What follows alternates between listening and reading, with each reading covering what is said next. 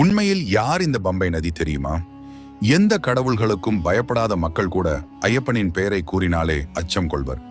வனவாச காலத்தில் ராவணனால் கடத்தப்பட்ட சீதையை தேடி ராமனும் லக்ஷ்மணனும் சுற்றி திரிந்தனர்.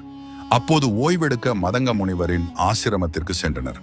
அங்கு நீலி என்னும் தாழ்த்தப்பட்ட இனத்தை சேர்ந்த பெண் இருந்தார். இதனால் கடவுளான ராமரை எப்படி ஆசிரமத்தில் தங்க வைப்பது என தயக்கம் கொண்டார் முனிவர். முனிவரின் எண்ணத்தை அறிந்த ராமர் கடவுளின் முன், மனிதர்களாகிய அனைவரும் சமமே, இதனால் எது குறித்தும் தயங்க வேண்டாம் என்று கூறிய ராமர், இனி அனைவரும் போற்றும் வண்ணம் உனக்கு ஒரு பெயரை தருகிறேன், நீ அழகான நதியாக மாறுவாய் என நீலிக்கு ஆசி வழங்கினார். இந்த பெண்தான் பின்னாளில் பம்பை நதியாக மாறியுள்ளார். சபரிமலைக்கு வரும் பக்தர்கள் அனைவருமே பம்பையில் நீராடிய பிறகுதான் மலையேறத் தொடங்குவார்கள்.